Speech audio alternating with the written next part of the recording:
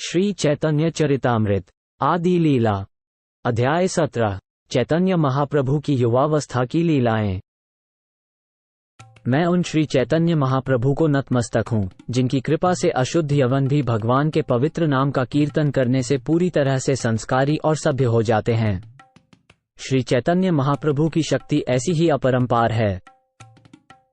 श्री चैतन्य महाप्रभु की जय हो। श्री नित्यानंद प्रभु की जय हो।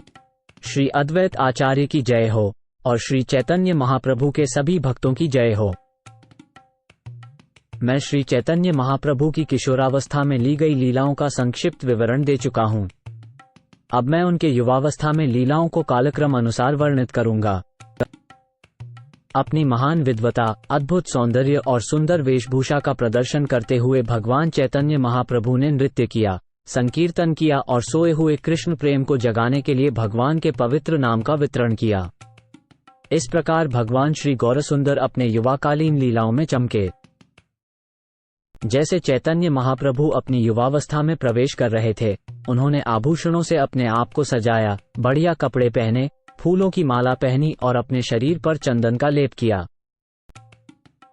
शिक्षा के गर्व के कारण श्री चैतन्य महाप्रभु ने अध्ययन काल में ही समस्त कोटि के पंडितों को परास्त कर दिया और किसी अन्य की परवाह नहीं की। महाप्रभु की युवावस्था में शारीरिक वायु में विकार उत्पन्न होने का बहाना करके कृष्ण के प्रति अत्यंत प्रेम दिखा। अपने अंतरंग संगियों के साथ मिलकर उन्होंने तरह तरह की लीलाओं का आनंद लिया। इसके बाद प्रभु गया।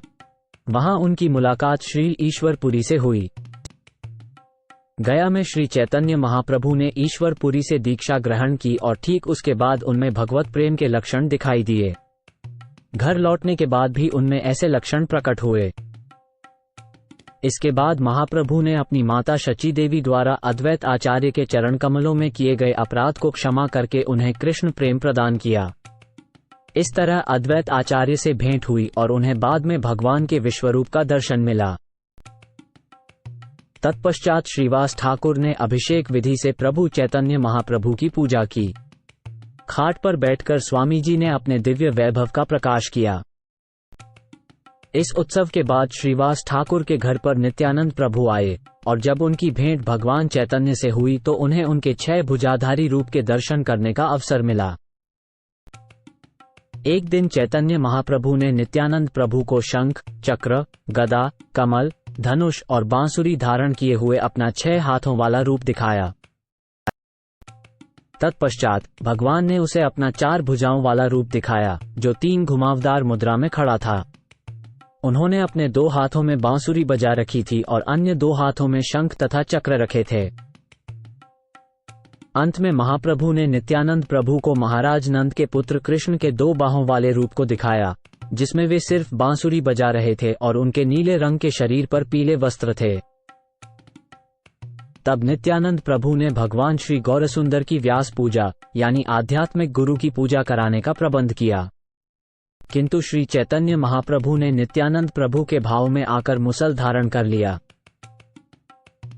तत्पश्चात माता शची देवी ने कृष्ण और बलराम दोनों भाइयों को चैतन्य और नित्यानंद के स्वरूपों में देखा। तब महाप्रभु ने जगाई और माधाई नामक 2 भाइयों का उद्धार किया। इस घटना के पश्चात भगवान 21 घंटों तक समाधिस्थ हो गए और सभी भक्तों ने उनकी अवर्णनीय लीलाओं का दर्शन किया। एक दिवस श्री चैतन्य महाप्रभु को वराह अवतार की भावावेश ने जकड़ लिया, तो वे मुरारी गुप्त के कंधों पर चढ़ गए। तब मुरारी गुप्त के आंगन में दोनों नाचने लगे। इस घटना के बाद महाप्रभु ने शुक्लांबर ब्रह्मचारी जी द्वारा दिए हुए कच्चे चावल खाए और बृहन्नारदीय पुराण में बताए गए हरेर नाम श्लोक का विस्तृत भावार्थ समझाया। इस कलयुग में आत्मज्ञान प्राप्त करने का एकमात्र तरीका भगवान के पवित्र नाम का जप करना है। भगवान के पवित्र नाम का जप करना और भगवान के पवित्र नाम का जप करना। इसके अलावा कोई दूसरा रास्ता नहीं है, कोई दूसरा रास्ता नहीं है, कोई दूसरा रास्ता नहीं है। कलयुग में भगवान का पवित्र नाम यानी कि हरे कृष्ण महामंत्र भगवान कृष्ण का अवतार है। केवल पवित्र नाम का जाप करके मनुष्य भगवान के साथ सीधे जुड़ सकता है। जो कोई भी ऐसा करता है उसका उद्धार निश्चित है। इस श्लोक में जोर देने के लिए एव निश्चय ही शब्द को 3 बार दोहराया गया है और इसमें हरि नाम, भगवान का पवित्र नाम भी 3 बार दोहराया गया है ताकि आम लोग इसे समझ सकें। केवल शब्द के उपयोग से दूसरी विधियों को रोक दिया जाता है, जैसे ज्ञान की खेती, योग, तप और स्वार्थी कर्म। ये श्लोक स्पष्ट रूप से बताता है कि जो कोई भी अन्य मार्ग अपनाता है उसका कभी उद्धार नहीं हो सकता। इसलिए ये 3 बार दोहराया गया है कि अन्य कुछ नहीं, अन्य कुछ नहीं, अन्य कुछ नहीं, जो आत्म साक्षात्कार की वास्तविक प्रक्रिया पर जोर देता है। पवित्र नाम का निरंतर कीर्तन करने के लिए व्यक्ति को मार्ग में उगी घास से भी विनम्र होना चाहिए और किसी भी तरह की इज्जत पाने की इच्छा से रहित होना चाहिए, किंतु अन्य लोगों को पूरा सम्मान देना चाहिए।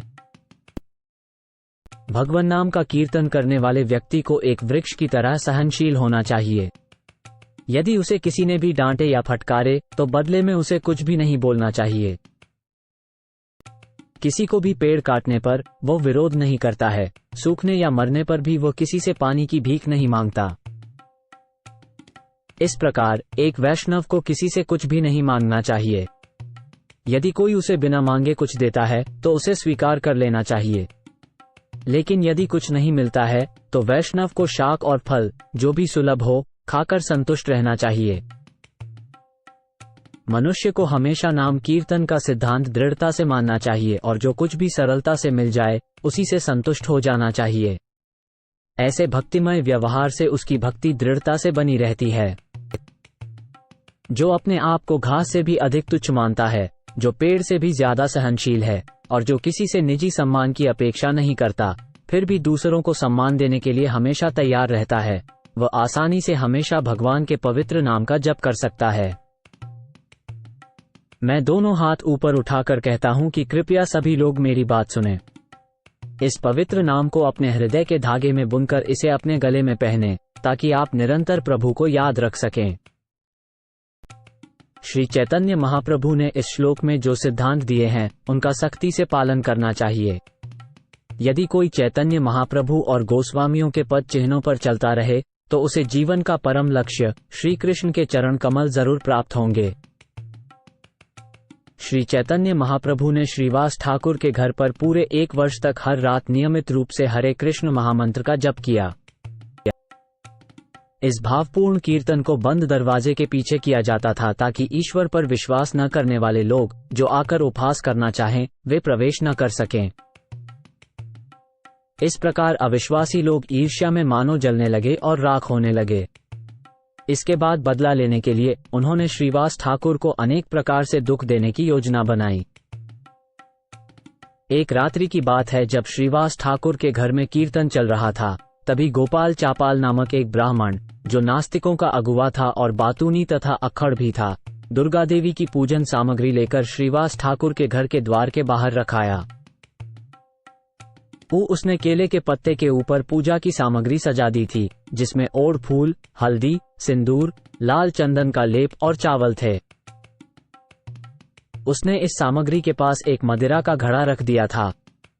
सुबह जब श्रीवास ठाकुर ने अपना दरवाजा खोला तो उन्हें सारा सामान दिखाई दिया। श्रीवास ठाकुर ने पड़ोस के समस्त मान्यवरों को बुलाया और मुस्कुराते हुए उनसे इस प्रकार कहा,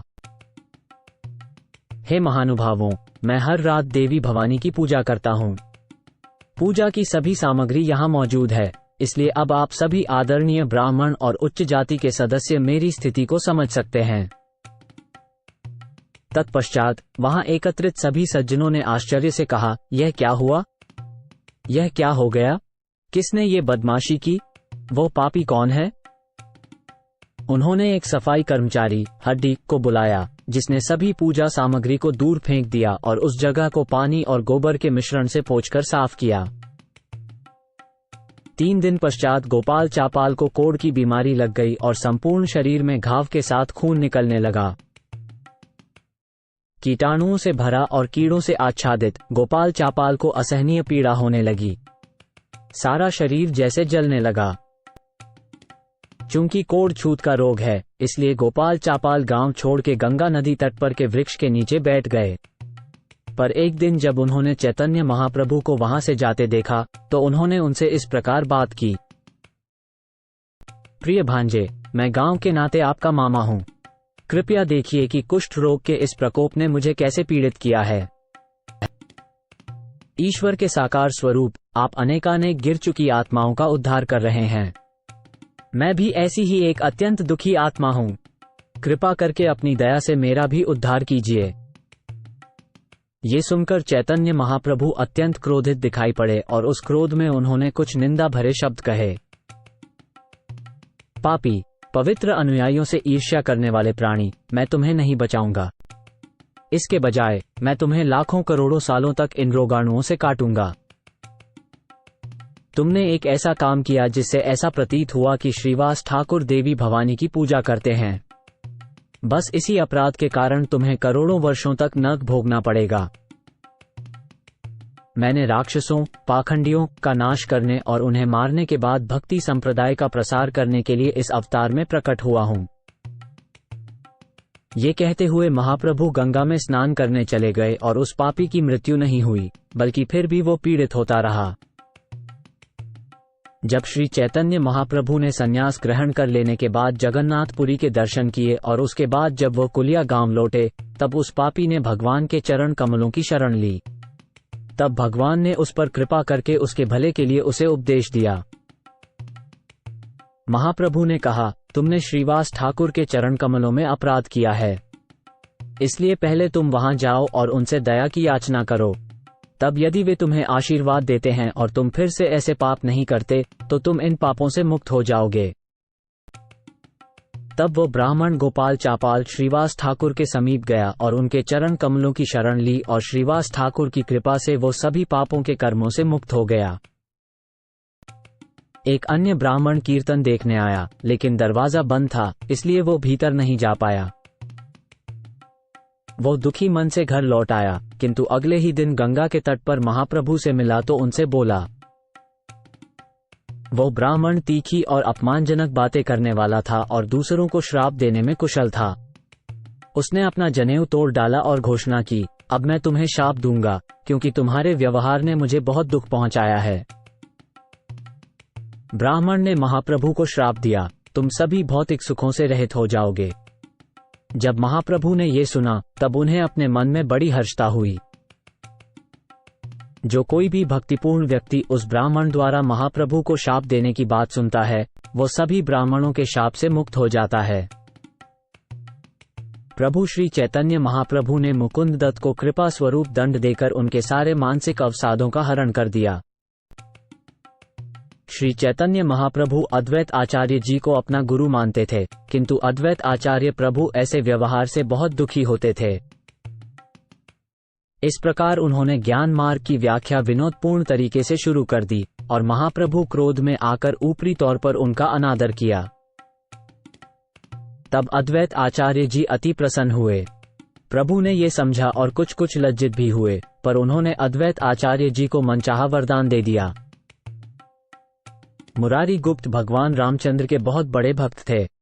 जब महाप्रभु ने उनके मुंह से भगवान रामचंद्र की महिमा सुनी, तो उन्होंने तुरंत उनके माथे पर रामदास, भगवान रामचंद्र के शाश्वत सेवक, लिख दिया। एक समय की बात है, श्री चैतन्य महाप्रभु कीर्तन के पश्चात श्रीधर के गृह में पधारे और वहां उन्होंने एक टूटे फूटे लोहे के बर्तन में पानी पिया। तत्पश्चात उन्होंने समस्त भक्तों को उनकी इच्छा के अनुसार वरदान प्रदान किया।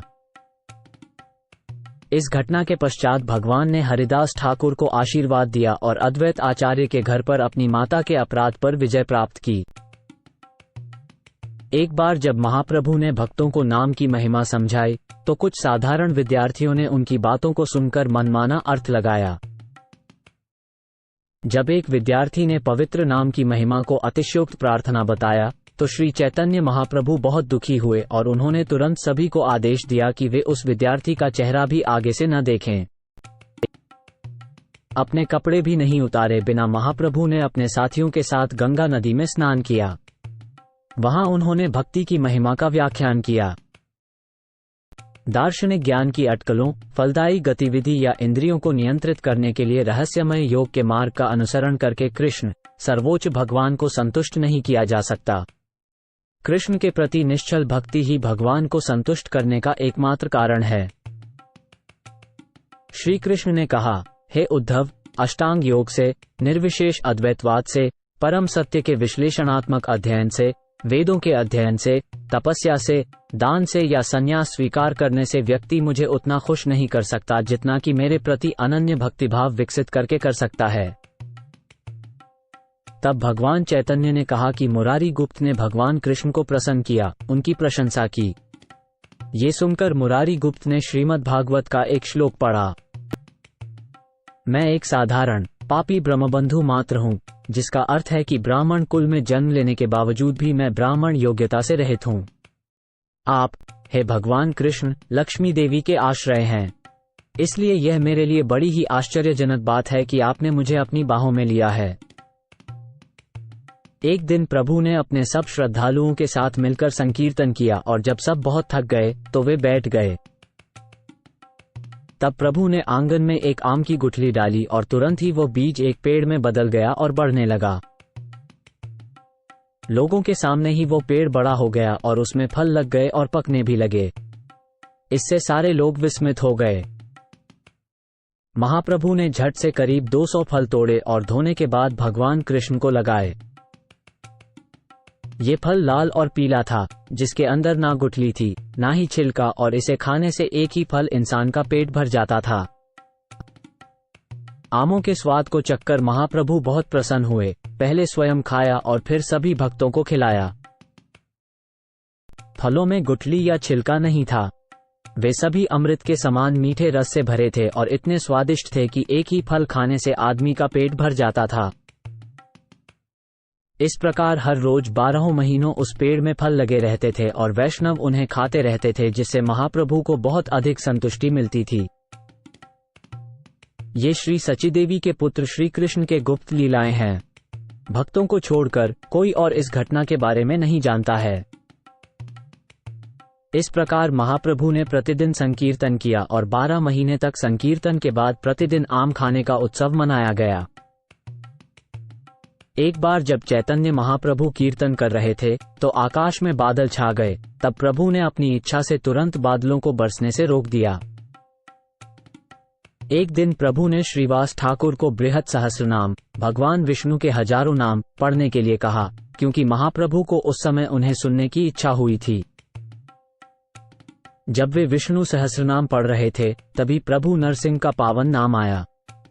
प्रभु नरसिंह का नाम सुनते ही महाप्रभु भाव में बिल्कुल लीन हो गए। भगवान नरसिंह की मुद्रा में भगवान चैतन्य सड़कों पर दौड़े, हाथ में गदा लिए, सभी नास्तिकों को मारने के लिए तैयार। नरसिंह भगवान के विकराल रूप को देखकर और उनके क्रोध से डरकर लोग सड़कों से भाग खड़े हुए और इधर उधर भागने लगे।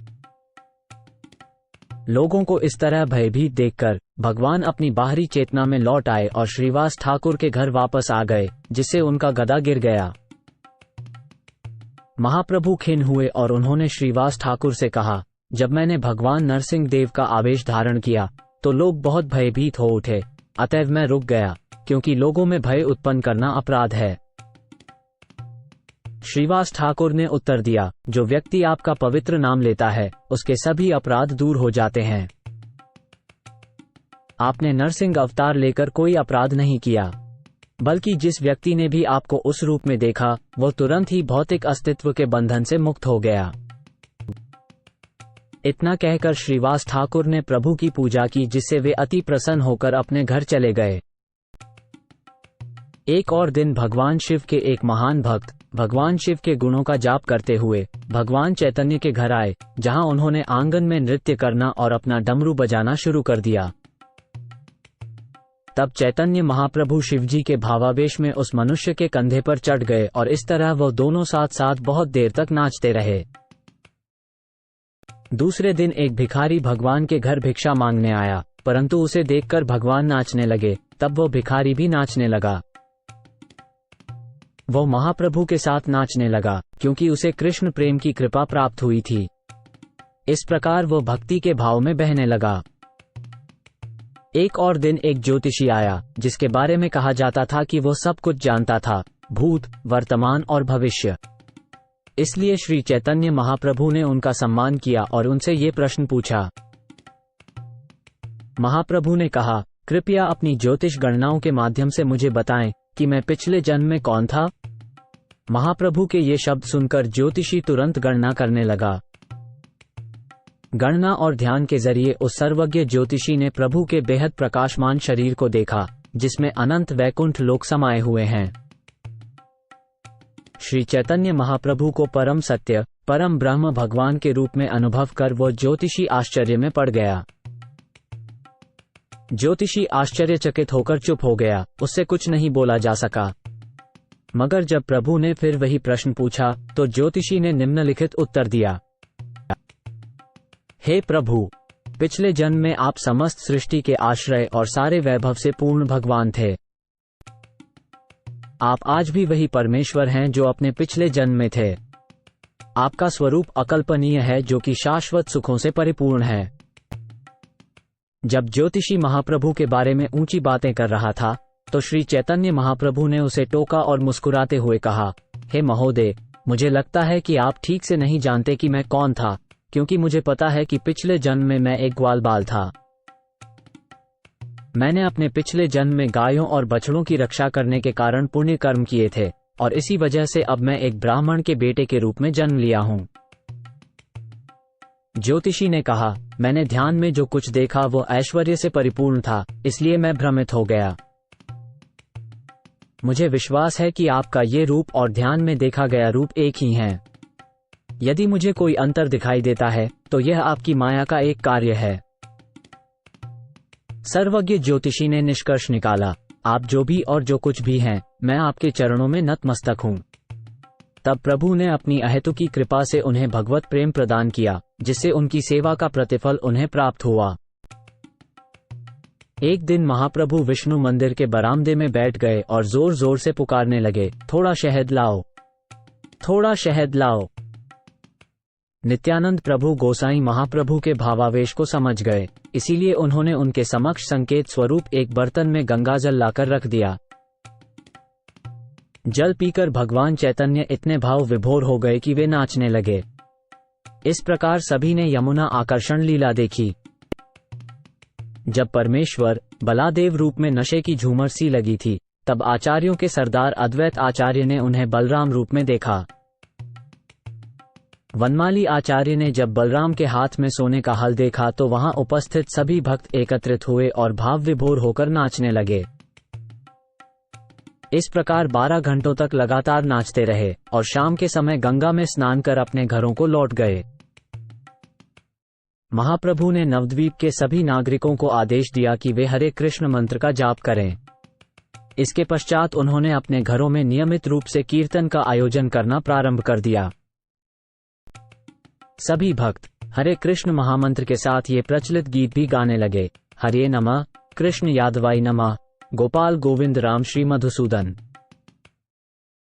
जब संकीर्तन आंदोलन प्रारंभ हो गया तो नवद्वीप में हरि हरि शब्दों के साथ साथ मृदंग और करताल बजने की ध्वनि के अलावा कोई अन्य ध्वनि सुनाई नहीं पड़ती थी। हरे कृष्ण मंत्र की जोरदार ध्वनि सुनकर गुस्से में आए स्थानीय मुसलमानों ने काजी से शिकायत की। क्रोध से भरा चांद काजी एक दिन शाम के समय एक घर में आया और देखा कि वहां कीर्तन चल रहा है। ये देखकर उसने मृदंग तोड़ दी और फिर इस प्रकार बोला, तुम्हारे लिए हिंदू धर्म के नियमों और सिद्धांतों का पालन करना अभी तक कुछ खास मायने नहीं रखता था, पर अब तुम ये सब बड़े जोश और उत्साह से कर रहे हो। क्या मैं जान सकता हूं कि तुमको ऐसा करने की प्रेरणा किससे मिली? शहर के रास्तों में कोई व्यक्ति संकीर्तन नहीं करेगा। ठीक है, आज मैं इस गुनाह को माफ करके घर वापस जा रहा हूं। जो अगली बार भी ऐसा संकीर्तन करते पाया गया उसे जरूर सजा दूंगा। उसकी सारी संपत्ति जब्त कर लूंगा, उसे मुसलमान भी बना दूंगा। ये कहकर काजी घर चला गया, किंतु हरे कृष्ण कीर्तन करने से वर्जित होने के परिणामस्वरूप दुखी भक्तों ने श्री चैतन्य महाप्रभु से जाकर अपना दुखड़ा कहा। महाप्रभु चैतन्य ने आज्ञा दी, जाओ संकीर्तन करो, मैं आज सारे मुसलमानों को मार डालूंगा। सारे नागरिक घर लौटकर संकीर्तन करने लगे, लेकिन काजी के आदेश के कारण वे पूर्ण रूप से निश्चिंत नहीं थे और हमेशा चिंता से घिरे रहते थे। लोगों के दिलों में समा गई चिंता को समझते हुए भगवान ने उन सभी को एकत्रित किया और उनसे इस प्रकार कहा, मैं हर एक शहर में जाकर शाम के समय संकीर्तन करूंगा, इसलिए तुम शाम के समय नगर को सजाओ। शाम के समय प्रत्येक घर में मशाल जलाओ। मैं हर किसी की रक्षा करूंगा। देखते हैं कि कौन सा काजी आकर हमारे कीर्तन को रोकता है। शाम के समय भगवान गौरसुंदर बाहर गए और कीर्तन करने के लिए उन्होंने 3 दल बनाए। मंडली के अगवानी में ठाकुर हरिदास नाच रहे थे और मंडली के बीच में परम हर्ष के साथ अद्वैत आचार्य नाच रहे थे। भगवान गौरसुंदर स्वयं पीछे वाली मंडली में नाच रहे थे और श्री नित्यानंद प्रभु भगवान चैतन्य महाराज की नृत्य करती हुई मंडली के साथ चल रहे थे। प्रभु की कृपा से श्री वृंदावन दास ठाकुर ने इस घटना का विस्तार पूर्वक वर्णन अपने चैतन्य मंगल अब चैतन्य भागवत में प्रस्तुत किया है। ऐसे कीर्तन करते हुए और नगर की हर गली कूचे में घूमते हुए अंत में वे काजी के द्वार पर पहुंच गए। लोग महाप्रभु की सुरक्षा में थे, इसलिए उन्होंने क्रोधित होकर फुसफुसाना और गर्जना करनी शुरू कर दी और इस तरह की लिप्तता के कारण वे पागल हो गए। हरे कृष्ण मंत्र के कीर्तन की तेज ध्वनि से काजी बहुत डर गया और वो अपने कमरे में छिप गया। लोगों को विरोध करते और बड़े गुस्से में बुदबुदाते सुनकर काजी अपने घर से बाहर नहीं निकला। कुछ लोग जो बहुत उत्तेजित थे, उन्होंने काजी के कामों का बदला लेने के लिए उसके घर और फूलों के बगीचे को तोड़ना शुरू कर दिया। श्री वृंदावन दास ठाकुर ने इस घटना का विस्तार से वर्णन किया है। उसके बाद जब श्री चैतन्य महाप्रभु काजी के घर पहुंचे तो उन्होंने दरवाजे पर बैठकर कुछ प्रतिष्ठित व्यक्तियों को काजी को बुलाने के लिए भेजा। जब काजी अपना सिर झुकाकर आया तो प्रभु ने उसका आदर किया और उसे बैठने के लिए आसन दिया। महाप्रभु ने मैत्री भाव से कहा, हे श्रीमान, मैं आपके घर में आपके मेहमान के रूप में आया था, लेकिन जब आपने मुझे देखा तो आपने अपने आप को अपने कमरे में बंद कर लिया। ये कैसी शिष्टता है? काजी ने उत्तर दिया, आप बहुत क्रोधित होकर मेरे घर आए हैं। आपको शांत करने के लिए मैं तुरंत आपके सामने नहीं आ पाया, बल्कि खुद को छुपाए रखा। अब जब आप शांत हो गए हैं तब मैं आपके पास आया हूं। यह मेरे सौभाग्य की बात है कि मैं आपके जैसे महान अतिथि का स्वागत कर रहा हूं। गांव के रिश्ते के अनुसार नीलांबर चक्रवर्ती ठाकुर मेरे चाचा थे। इस तरह का नाता रक्त के रिश्ते से भी ज्यादा मजबूत होता है। नीलांबर चक्रवर्ती तुम्हारे नाना हैं और इस रिश्ते से तुम मेरे भांजे हुए। जब ममेरा भांजा काफी नाराज हो जाता है तब भी मामा उसे सहन करता है, और जब मामा कोई गलती करता है तब भांजा उसे गंभीरता से नहीं लेता। इसी तरह महाप्रभु और काजी दोनों तरफ से विभिन्न संकेतों के साथ बात करते रहे, परंतु कोई बाहरी व्यक्ति उनकी बातचीत के आंतरिक भाव को नहीं समझ पा रहा था। प्रभु ने कहा, हे मामा, मैं आपके घर आपसे कुछ प्रश्न पूछने आया हूँ। काजी ने उत्तर दिया, आपका स्वागत है। अपने मन की बात मुझे बतलाओ। भगवान ने कहा, तुम गाय का दूध पीते हो, इसलिए गाय तुम्हारी माँ है, और बैल तुम्हारे पालन पोषण के लिए अन्न उत्पन्न करता है, इसलिए वह तुम्हारा पिता है। चूंकि बैल और गाय आपके माता पिता समान हैं, तो आप उनकी हत्या कैसे कर सकते हैं और उन्हें कैसे खा सकते हैं? ये कैसा धर्म है? आप किस आधार पर ऐसा पाप करने का साहस करते हैं? काजी ने उत्तर दिया, जिस तरह आपके वेद और पुराण नाम के धर्म ग्रंथ हैं, वैसे ही हमारा एक पवित्र धर्म ग्रंथ है जिसे कुरान कहा जाता है। कुरान के अनुसार उन्नति के 2 मार्ग हैं, भोग के प्रति लगाव को बढ़ाना या उसे कम करना। आसक्ति कम करने के मार्ग, निवृत्ति मार्ग में पशुओं की हत्या निषिद्ध है। भौतिक जीवन के मार्ग में गायों को मारने का नियम होता है। अगर वो हत्या शास्त्रों के निर्देशों का पालन करते हुए की जाए तो उसमें पाप नहीं लगता। एक विद्वान के तौर पर उस काजी ने श्री चैतन्य महाप्रभु को चुनौती दी, आपके धार्मिक शास्त्रों में गाय की हत्या का आदेश है। इस आदेश के आधार पर महान ऋषियों ने गायों की हत्या वाले गोमेध यज्ञ किए। काजी की बात का खंडन करते हुए महाप्रभु ने तुरंत कहा, वेदों में स्पष्ट रूप से कहा गया है कि गायों को नहीं मारा जाना चाहिए। इसलिए कोई भी हिंदू, चाहे वो कोई भी हो, गाय की हत्या करने से बचता है। वेदों तथा पुराणों में साफ तौर पर कहा गया है कि अगर कोई पीड़ित जीव को दोबारा से पुनर्जीवित कर सकता है, तब वह किसी भी प्रकार के प्रयोग के लिए उसे मार सकता है। इसलिए महान ऋषि कभी कभी वृद्ध गायों को मारते थे और पूर्णता के लिए वे उन्हें वैदिक मंत्रों का जाप करके पुनर्जीवित कर देते थे। ऐसी बूढ़ी और कमजोर गायों का वध करना और उन्हें फिर से युवा बनाना वास्तव में वध नहीं था, बल्कि एक बहुत ही लाभदायक कार्य था। पहले के जमाने में ब्राह्मणों में इतनी शक्ति हुआ करती थी कि वे वैदिक मंत्रों से ऐसे प्रयोग कर सकते थे, लेकिन अब कलयुग के कारण ब्राह्मण इतने शक्तिशाली नहीं रहे। इसलिए गायों और बैलों को फिर से जवान बनाने के लिए उनकी हत्या करना मना है। कलयुग में ये 5 कर्म वर्जित माने गए हैं: अश्वमेध यज्ञ करना, गोमेध यज्ञ करना, संन्यास लेना, पूर्वजों को मांस का पिंडदान देना और भाई की पत्नी से पुत्र उत्पन्न करना। मुझे खेद है, मैं आपका अनुरोध समझ नहीं पाया। क्या आप कृपया इसे दोबारा लिख सकते हैं? जो लोग गाय को मारते हैं उन्हें उतने 1000 साल नरक में सड़ना पड़ता है जितने बाल उस गाय के शरीर पर होते हैं। आपके धर्मग्रंथों में कई भूलें और गलत फहमियां हैं। उनके संकलनकर्ताओं ने ज्ञान का सार न जानने के कारण ऐसे आदेश दिए जो तर्क और बुद्धि के विपरीत थे। श्री चैतन्य महाप्रभु के इन बयानों को सुनकर काजी के तर्क स्तब्ध हो गए और वह कोई और शब्द नहीं बोल सका। इस तरह पूरी तरह विचार करने के बाद काजी ने हार मान ली और इस प्रकार बोला, प्रिय निमाई पंडित, आपके द्वारा कही गई बात पूरी तरह से सत्य है। हमारे शास्त्र हाल ही में विकसित हुए हैं और निश्चित रूप से वे तर्कसंगत और विचारपूर्ण नहीं हैं। मुझे पता है कि हमारे धर्मग्रंथ कल्पनाओं और भ्रांतियों से भरे हैं, लेकिन एक मुसलमान होने के नाते मैं अपने समुदाय के लिए उन्हें स्वीकार करता हूं, भले ही उनके पास अपर्याप्त आधार हों।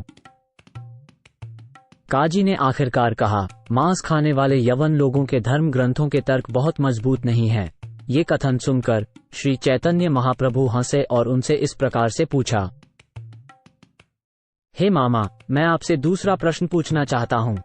कृपया आप सच्चाई बताएं, मुझे छलने का प्रयास न करें। आपके नगर में पवित्र नाम का कीर्तन लगातार होता रहता है। संगीत की धुन, गायन और नृत्य का शोरगुल हमेशा चलता रहता है।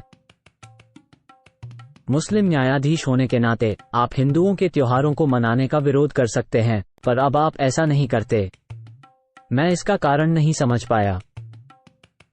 काजी ने कहा, सभी लोग तुम्हें गौरहरि कहकर पुकारते हैं। कृपा करके मुझे भी तुम्हें इसी नाम से पुकारने दो। हे गौरहरि, कृपया सुनिए। यदि आप एकांत स्थान में पधारें तभी मैं कारण समझाऊंगा। प्रभु ने उत्तर दिया, ये सारे लोग मेरे निकट के साथी हैं। आप बेझिझक बोल सकते हो। इनसे डरने की कोई जरूरत नहीं है। काजी ने कहा, जब मैं हिंदू के घर गया और वहां मृदंग तोड़ा और संकीर्तन करने की मनाही की, तो उसी रात मैंने सपने में एक भयानक गर्जन करते हुए सिंह देखा, जिसका शरीर तो मनुष्य जैसा था, परंतु उसका मुंह सिंह जैसा था। जब मैं सो रहा था तभी वो शेर अचानक मेरी छाती पर कूद पड़ा। वो जोर से हंस रहा था और उसके दांत किटकिटा रहे थे। शेर ने मेरी छाती पर अपने पंजों को दबाते हुए खतरनाक आवाज में गर्जना की, क्योंकि तूने मेरी मृदंग तोड़ दी है, इसलिए मैं अभी तेरी छाती को फाड़कर रख दूंगा। तुम्ही ने मेरे संकीर्तन पर रोक लगा दी है, इसलिए मैं तुम्हें नष्ट कर दूंगा। उससे डरकर मैंने अपनी आंखें बंद कर ली और कांपने लगा। मुझे इतना डरा हुआ देख सिंह बोला, तुम्हें सबक सिखाने के लिए ही मैंने तुम्हें पराजित किया है, लेकिन अब मुझे तुम पर दया करनी चाहिए। उस दिन तुमने कोई बड़ा हंगामा नहीं किया, इसीलिए मैंने तुम्हें माफ कर दिया और तुम्हें जीवित रखा। लेकिन अगर तुम फिर से ऐसी हरकतें करोगे तो मैं बर्दाश्त नहीं करूंगा। उस समय मैं तुम्हें, तुम्हारे पूरे परिवार को और सभी मांसाहारी यवनों को मौत के घाट उतार दूंगा। ये कहकर वो सिंह चला गया, लेकिन मैं उससे बहुत डरा हुआ था। देखो, मेरे हृदय पर उसके नाखूनों के निशान हैं। इस वर्णन के बाद काजी ने अपनी छाती पर बने निशानों को दिखाया। उनकी बातें सुनकर और निशानों को देखकर वहां मौजूद सभी लोगों ने इस विस्मयकारी घटना को सच मान लिया। काजी ने कहा, मैंने इस घटना के बारे में किसी से कुछ नहीं कहा, लेकिन उसी दिन मेरा एक अर्दली नौकर मुझसे मिलने आया। जब मैं उसके पास पहुंचा तो अर्दली ने कहा, जब मैं भजन कीर्तन रोकने गया तो अचानक मेरे चेहरे पर आग की लपटें आ गईं। मेरी दाढ़ जल गई और मेरे गालों पर फफोले पड़ गए। जो भी अर्दली वहां गया उसने वैसा ही विवरण दिया। इसे देखकर मैं बहुत डर गया। मैंने उनसे कहा कि संकीर्तन बंद न करें और घर जाकर बैठें। फिर सभी मांसाहारी यवनों ने ये सुनकर कि नगर में बिना किसी रोक टोक के सामूहिक कीर्तन होगा, आकर निवेदन किया।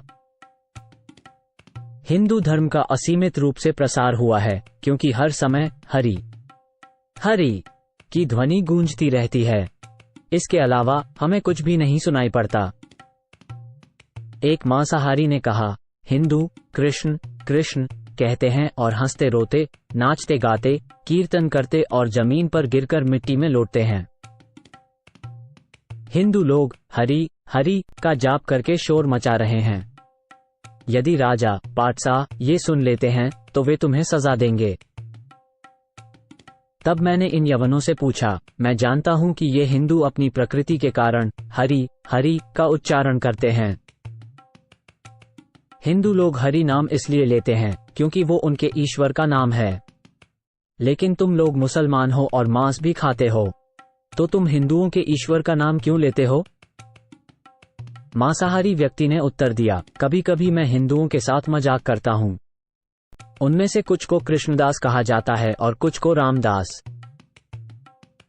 उनमें से कुछ हरिदास के नाम से जाने जाते हैं। वे हमेशा हरि हरि का जाप करते हैं। मैंने सोचा कि वे किसी के घर से धन चुरा लेंगे। उस समय से मेरी जीभ भी हमेशा हरि हरि ध्वनि का उच्चारण करती है। हालांकि मेरी इच्छा नहीं है कि मैं इसे कहूं, फिर भी मेरी जीभ वही कहती है। ये समझ में नहीं आता कि मैं क्या करूं। दूसरे यवन ने कहा, प्रभु कृपया मेरी सुने। जिस दिन से मैंने हिंदुओं के साथ इस तरह मजाक किया है, तब से मेरी जीभ हरि कृष्ण के मंत्र का जाप करने लगी है और इसे छोड़ नहीं पा रही है। मैं नहीं जानता कि ये हिंदू कौन से मंत्र और कौन सी जड़ी बूटी जानते हैं। ये सब सुनकर मैंने सभी मलेच्छों को उनके घर भेज दिया। तदुपरांत 5-7 नास्तिक हिंदू मेरे पास आए।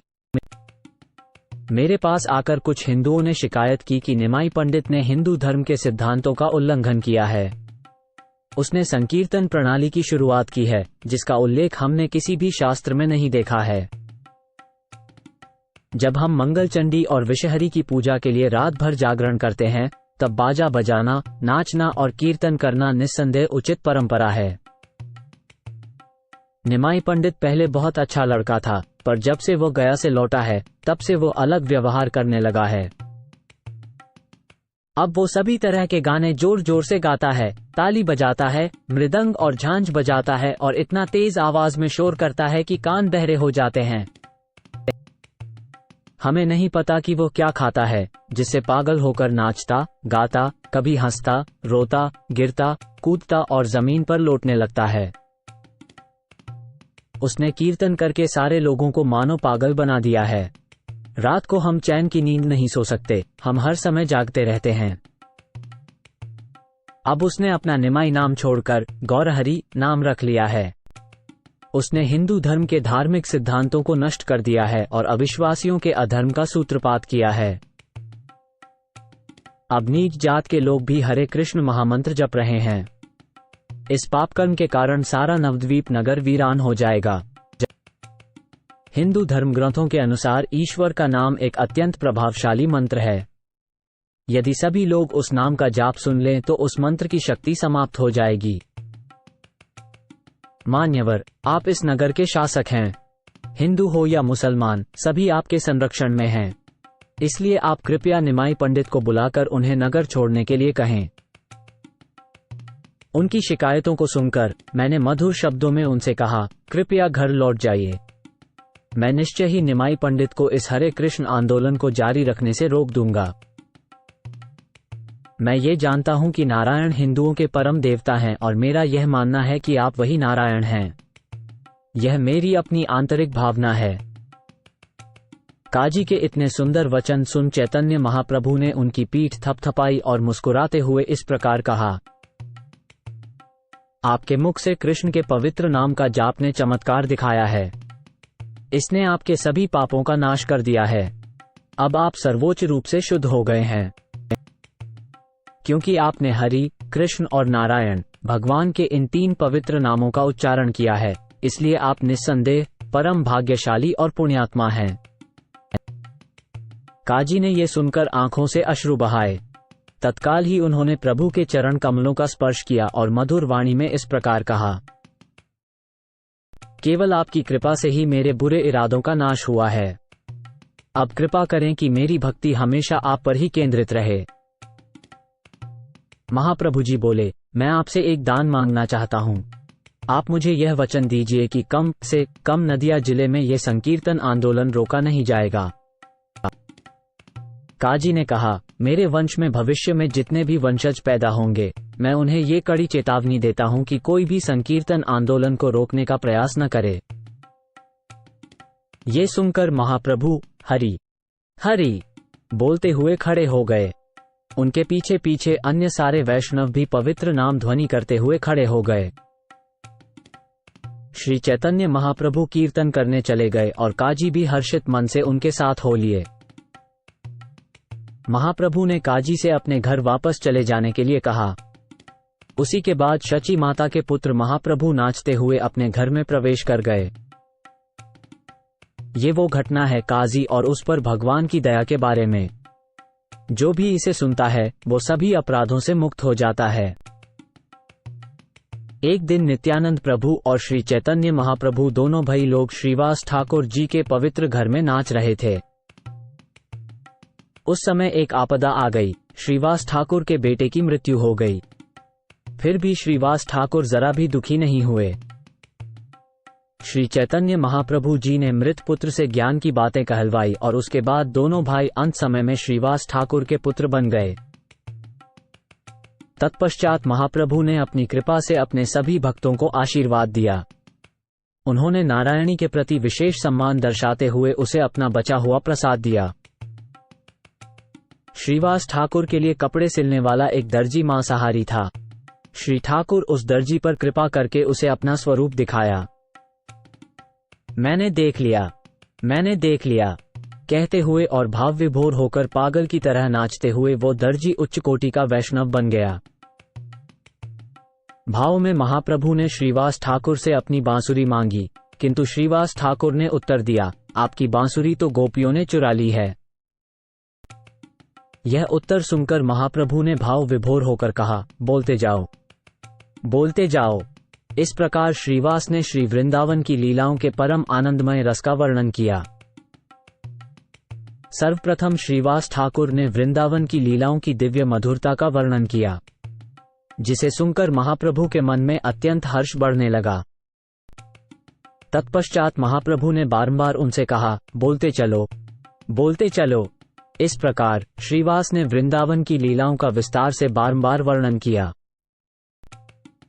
श्रीवास ठाकुर ने विस्तार से बतलाया कि कृष्ण जी की बांसुरी की धुन में मोहित होकर गोपियां किस तरह वृंदावन के जंगलों में आकर्षित हुईं और किस तरह वे जंगल में उनके साथ साथ विचरण करती थीं।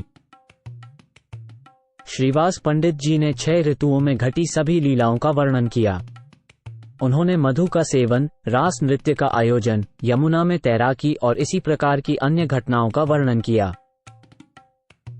जब महाप्रभु श्रीवास ठाकुर को मधुर वाणी से बोलते सुनकर अत्यंत प्रसन्न हुए और बोले, तुम बोलते ही जाओ। तब श्रीवास ठाकुर ने रासलीला का वर्णन किया जो परम आनंद से परिपूर्ण है। इस प्रकार महाप्रभु जब बोल रहे थे और श्रीवास ठाकुर उसे सुन रहे थे, प्रातःकाल हो गया। तब महाप्रभु ने श्रीवास ठाकुर को गले लगाया और उन्हें संतुष्ट किया। उसके पश्चात श्री चंद्रशेखर आचार्य के घर में भगवान कृष्ण की लीलाओं का नाटकीय अभिनय किया गया। भगवान ने स्वयं उनकी प्रमुख रानियों में से एक रुक्मिणी की भूमिका निभाई। महाप्रभु कभी देवी दुर्गा का अभिनय करते, कभी लक्ष्मी या मुख्य शक्ति योगमाया का। एक खाट पर बैठकर वो सभी उपस्थित भक्तों को ईश्वर के प्रति प्रेम का उपदेश देते। एक दिन जब श्री चैतन्य महाप्रभु अपना नृत्य पूर्ण करके बैठे थे, तभी एक स्त्री, किसी ब्राह्मण की पत्नी, वहां आई और उसने प्रभु के चरण कमलों को पकड़ लिया। ज्यों ही वो स्त्री बारंबार महाप्रभु के चरणों की धूल लेने लगी, श्री कृष्ण को असीम दुख हुआ। वे दौड़ दौड़कर तुरंत गंगा नदी के पास पहुंचे और उस स्त्री के किए पापों के फल को दूर करने के लिए नदी में छलांग लगा दी। नित्यानंद प्रभु और हरिदास ठाकुर ने उन्हें पकड़कर नदी से बाहर निकाला। उस रात प्रभु विजय आचार्य के घर पर रहे। प्रातःकाल महाप्रभु अपने सभी भक्तों को साथ लेकर घर लौट आए। एक दिन महाप्रभु गोपिकाओं के भाव में अपने घर बैठे थे। वे वियोग से अत्यंत दुखी होकर पुकार रहे थे, गोपी गोपी। महाप्रभु जी के दर्शनार्थ आए एक विद्यार्थी को बहुत आश्चर्य हो रहा था कि वे गोपी गोपी बोल रहे हैं। अतः वह बोला, भगवान श्री कृष्ण के यशस्वी एवं पावन नाम का उच्चारण करने के बदले आप गोपी गोपी क्यों पुकार रहे हैं? इस प्रकार के नाम जप से आपको कौन सा पुण्य प्राप्त होगा? मूर्ख विद्यार्थी की बातों को सुनकर गुरुदेव बहुत क्रोधित हो गए और उन्होंने भगवान कृष्ण को तरह तरह से डांटा। फिर उन्होंने लाठी उठाई और उस छात्र को मारने के लिए खड़े हो गए।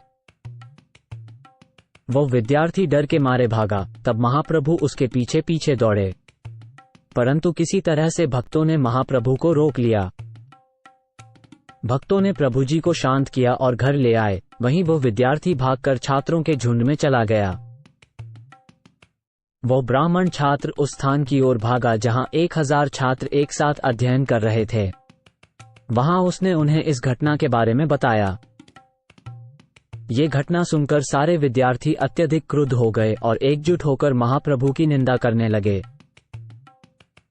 उन्होंने आरोप लगाया, निमाई पंडित ने अकेले ही पूरे देश को भ्रष्ट कर दिया है। वो कुलीन ब्राह्मण पर प्रहार करना चाहता है। उसे धार्मिक सिद्धांतों की कोई परवाह नहीं है। यदि वो फिर से ऐसा निर्मम कार्य करता है तो हम जरूर बदला लेंगे और उसे मारेंगे। वो ऐसा बड़ा व्यक्ति कौन है जो हमें इस तरह से रोक सकता है? जब सभी छात्रों ने श्री चैतन्य महाप्रभु की निंदा करते हुए ऐसा निश्चय किया, तब उनकी विवेकी बुद्धि नष्ट हो गई। यद्यपि वे सभी विद्वान थे, परंतु इस अपराध के कारण उनमें ज्ञान का सार प्रकट नहीं हो रहा था। लेकिन घमंडी छात्र समुदाय विनम्र नहीं हुआ। इसके विपरीत छात्र हर जगह इस घटना की चर्चा करते रहे। वो हंसी मजाक में ही महाप्रभु की आलोचना करते रहे। सर्वज्ञ होने के कारण भगवान श्री चैतन्य महाप्रभु इन विद्यार्थियों की दुर्दशा समझ गए। इसलिए वे घर पर ही बैठकर उन्हें दुर्दशा से उबारने पर विचार करने लगे। महाप्रभु ने सोचा, ये सारे तथाकथित अध्यापक और विज्ञानी और उनके विद्यार्थी धर्म के नियम कायदों, सकौम कर्मों और तपस्याओं का पालन तो करते हैं, पर साथ ही वो निंदा करने वाले और धोखेबाज भी हैं। यदि मैं इन्हें भक्ति की ओर प्रेरित नहीं कर पाया, तो निंदा अपराध करने के कारण इनमें से कोई भी भक्ति ग्रहण नहीं कर सकेगा। मैं सारे पतितों का उद्धार करने आया था, पर अब तो इसके बिल्कुल उल्टा ही हो गया।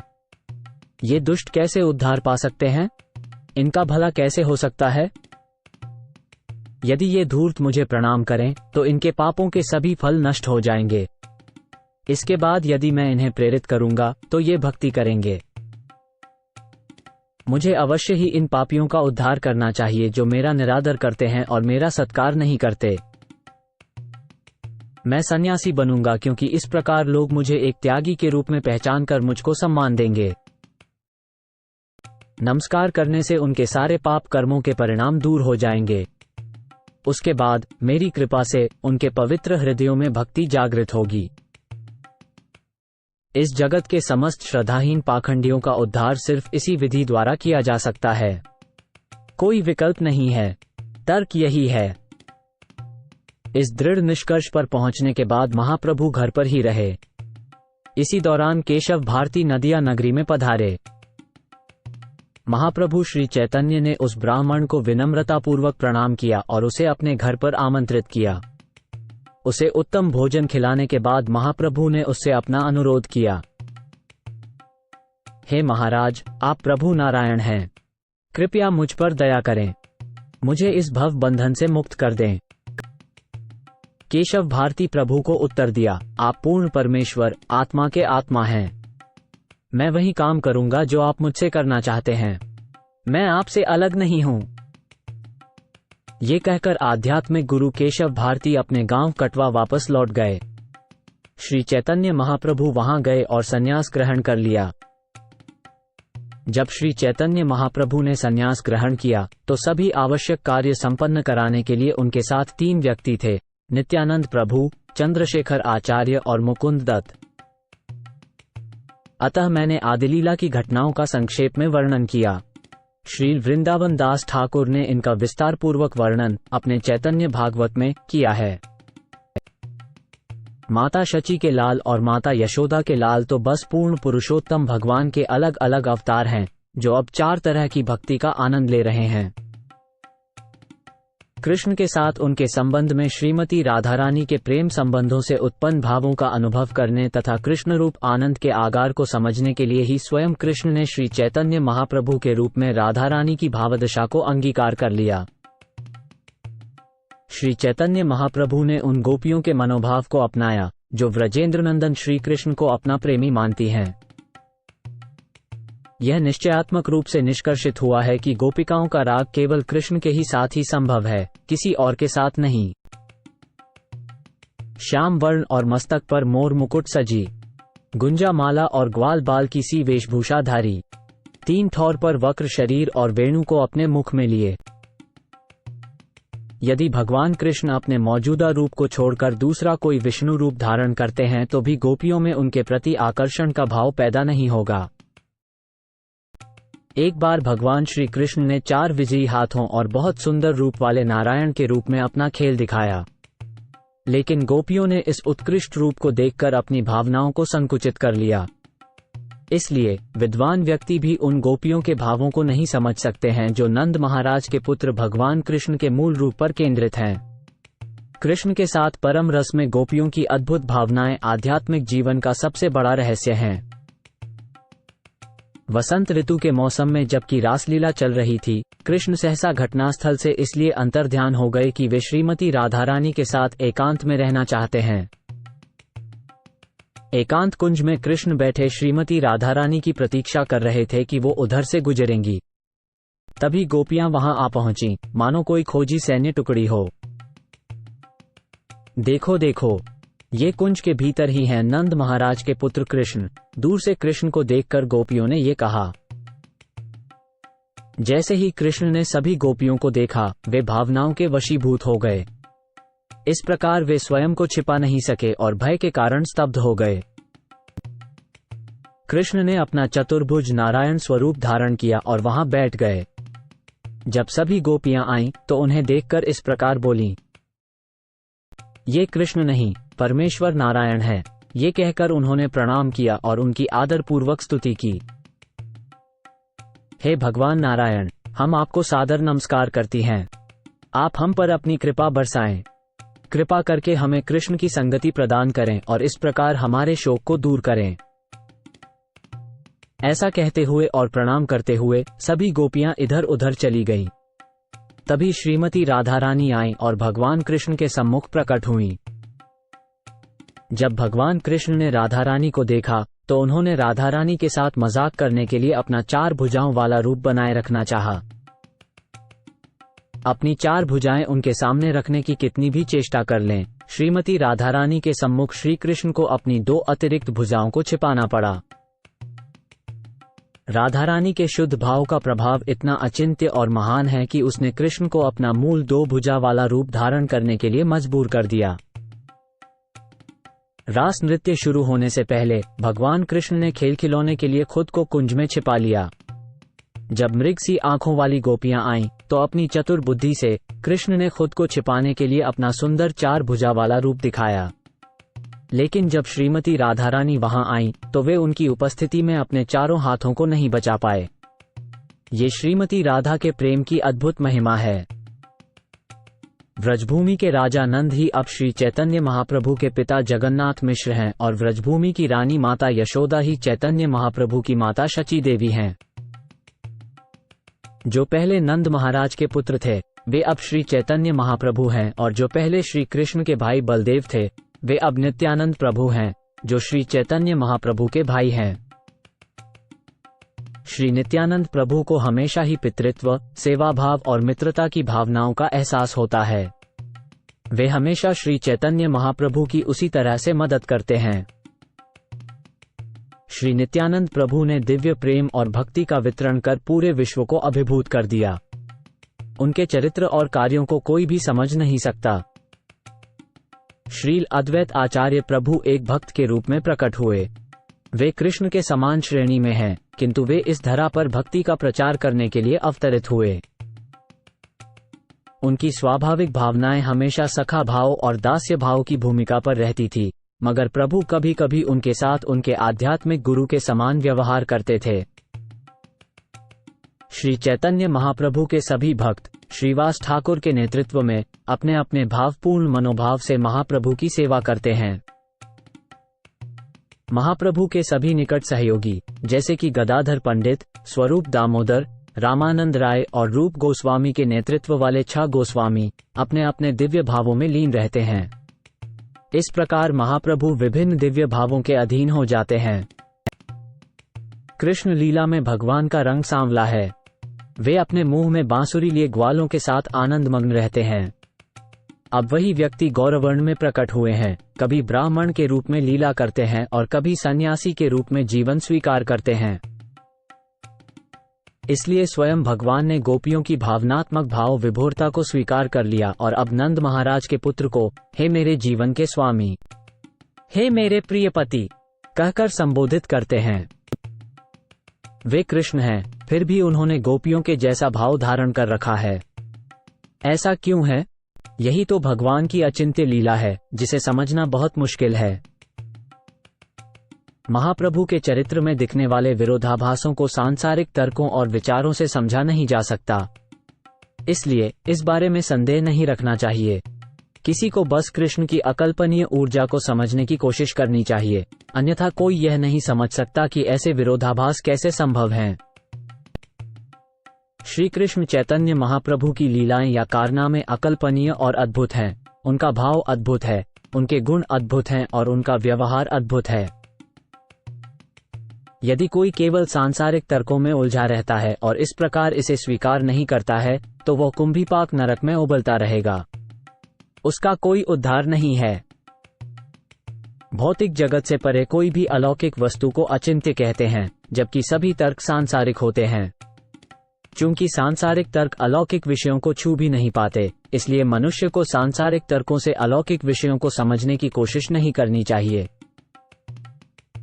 श्री चैतन्य महाप्रभु की अद्भुत लीलाओं में अटूट श्रद्धा रखने वाला व्यक्ति ही उनके चरण कमलों तक पहुंच सकता है। इस प्रवचन में मैंने भक्ति के सार को समझाया है, जिसे सुनकर कोई भी व्यक्ति भगवान के प्रति शुद्ध भक्ति विकसित करता है। यदि मैं पहले से लिखी बातों को दोहराऊं तो मैं इस शास्त्र के अर्थ का पूरी तरह से आनंद ले सकता हूं। श्रीमद्भागवत शास्त्र में हम इसके रचयिता श्री व्यासदेव के आचरण को देख सकते हैं। वे कथा कहने के बाद उसे बार बार दोहराते हैं। इसलिए मैं आदि लीला के अध्यायों को गिनूंगा। पहले अध्याय के अंतर्गत मैं गुरु को नमन करता हूं, क्योंकि शुभ लेखन की यही शुरुआत है।